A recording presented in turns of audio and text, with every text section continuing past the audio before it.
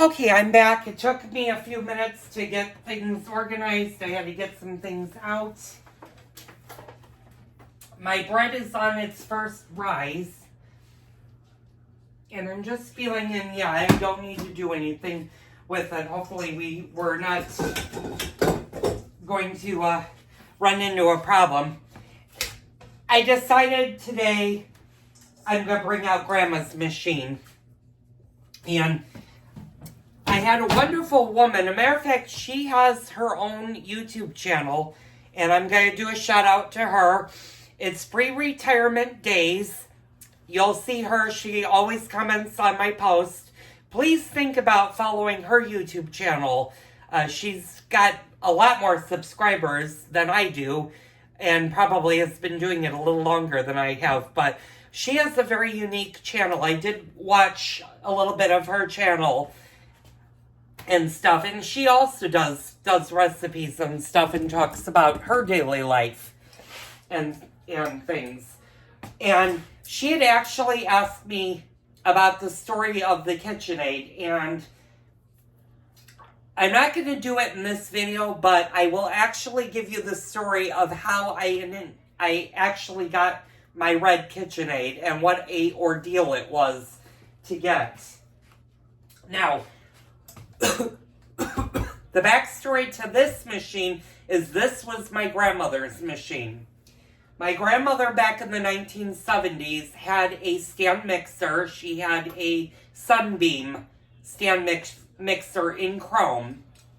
And it was very, very well loved until one day she decided to do, I can't remember if she was making dumplings on it or if she was doing donuts or she was doing some dough. It was either the dumplings or the dough.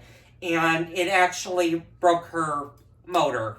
It fried out her motor on the Sunbeam. And this was around the time that Sunbeam started to make more plastic models. And my grandmother went shopping, obviously, looking at mixers. And I happened to tell her, you should buy a KitchenAid. I've heard nothing but good because they're industrial. And she didn't want to spend the money because back then, these were not cheap. I still have the receipt. My grandmother paid, I think she paid $146 for this machine. But back in the early 80s, that was a lot of money for the machine. And I think she told my grandfather she spent $46 of it, and she used her mad money that she had saved up to get herself the KitchenAid mixer. So this is a very much loved machine. My grandmother used it almost daily whenever she was doing big bakes or big doughs. It's a 5-quart tilt back classic. Actually, this is the Ultra Power. So this is actually before the new KitchenAid classic models have come in to play. And like I said, I don't use this mixer all that often. It's once in a blue moon that I will actually use it.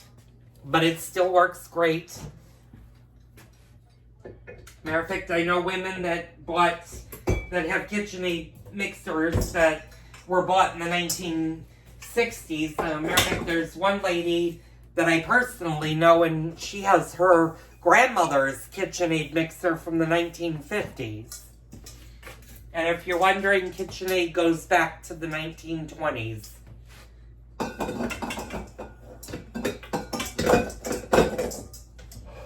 Okay, so now that I have her KitchenAid mixer, in a large bowl, we're going to cream together the butter, the shortening, the sugar, and add an egg one at a time. Now, it uses a 1/4 cup of vegetable shortening. This is very important not to use the butter flavored shortening. I'm going to move you guys, unfortunately, because I have so much stuff now over here, I'll move you guys. See if I can move some of this over. Okay, we're gonna be a little bit tight because I need to go in the refrigerator. So you'll see over here I have the butter flavored Crisco. You do not want to use this for the biscotti.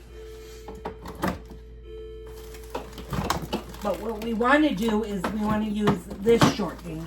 And I have a feeling this shortening is not any good. Yeah, that's what I thought. This was actually shortening that I used for oil. So I'm going to throw that away. I need to make sure, though, before I grab...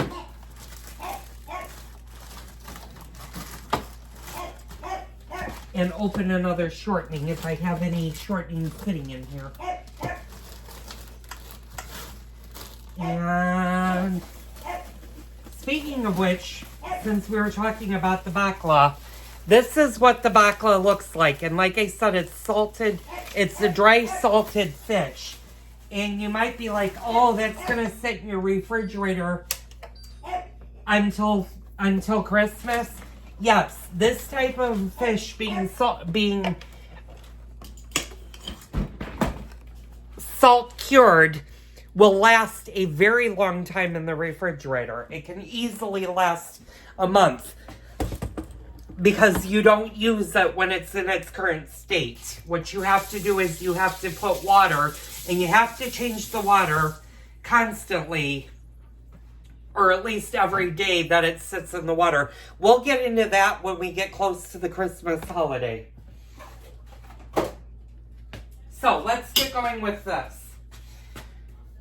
So we need 4 tablespoons or half a stick of unsalted butter.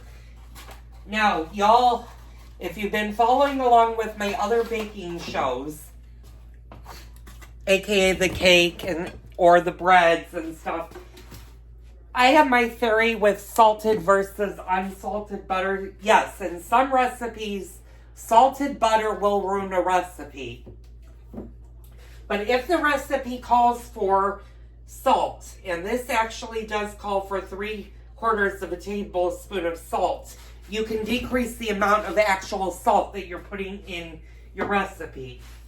And I said 4 tablespoons or half a stick. So we're going to put our half a stick of butter. And I'm going to tilt this up so I can get here. And for some reason, there's little crumbs that keep getting into the bowl.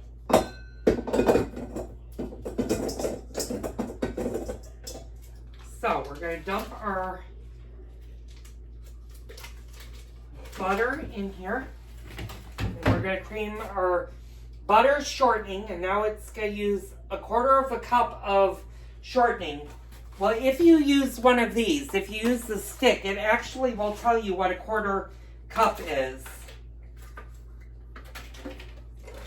And 3/4, so if I use this amount,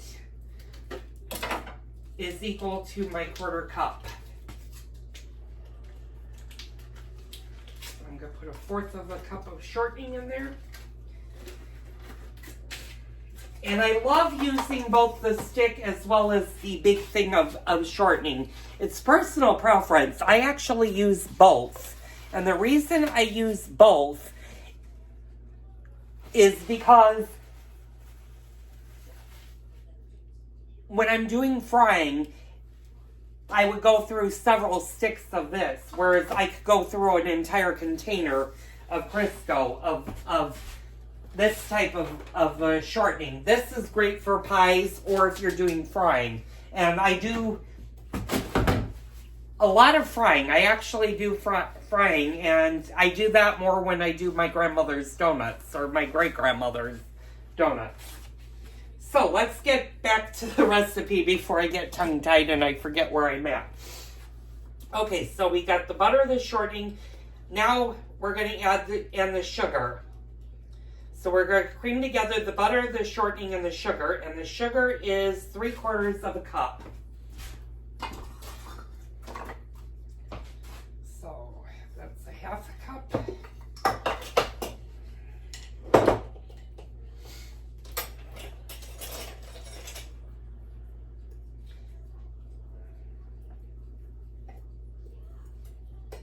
So there's our 1/2 cup, and then let's grab our 1/4 cup.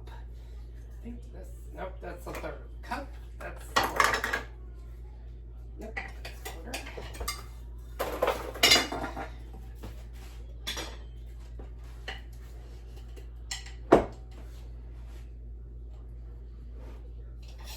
And I'm still going to be leaving my sugar out because I still need to use that for the cinnamon swirl, which we're going to have to be doing soon. As a matter of fact, I'm going to start moving some of this stuff off to the side because eventually I'm going to have to roll out the dough over here. So let's go ahead and cream this. And you always want to start on stir when you're creaming stuff. And it's going to take a good minute. So we're going to cream together the butter, the shortening, and the sugar, and then we're going to add the eggs one at a time. And we're going to use 3 large eggs. But I'm going to wait for that to cream.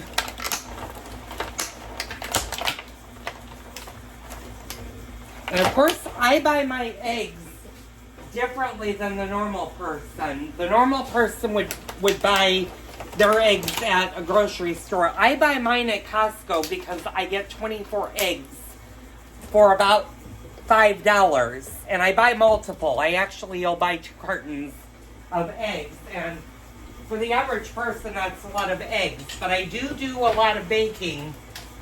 And I use eggs for a lot of different stuff.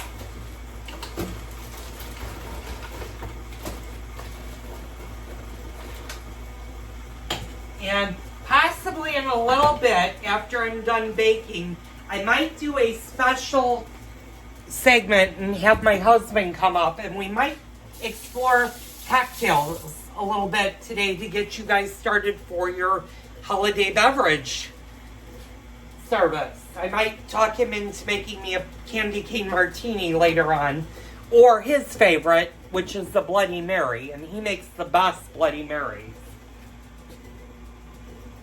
Okay, so my butter and my shortening and my sugars are pretty much creamed. I'm just doing it a little bit faster just to get it off the paddle. And you can tell that that's creamed. I'm going to bring you guys in for a second so you guys can see this. That indeed is creamed. So now we're going to add the eggs one at a time. And that's our first egg. And you want to make sure that it's blended. That you allow enough time to elapse to blend your eggs.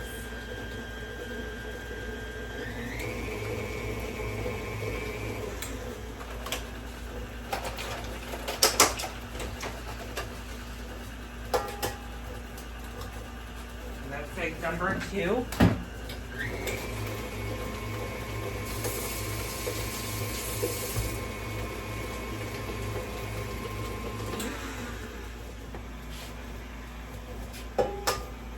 And every time I add an egg, you'll notice that I'm slowing the machine down.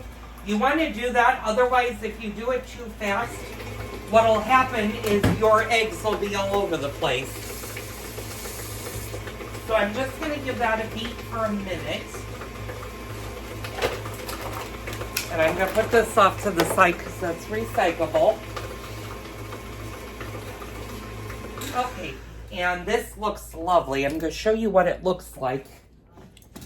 Oops. I keep forgetting this tilt handle. It should look like that. I'll pull you guys out a little bit. That's what your mixture should look like. Now, what we're going to do is we're going to scrape down the bowl midway through, which we did not do, but with the KitchenAid mixers, you really don't have to do a lot of mixing down.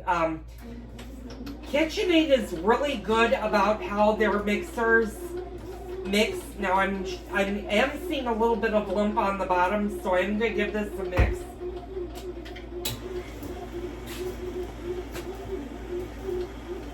And they do make a rubber scraper that will clean the side of your bowl.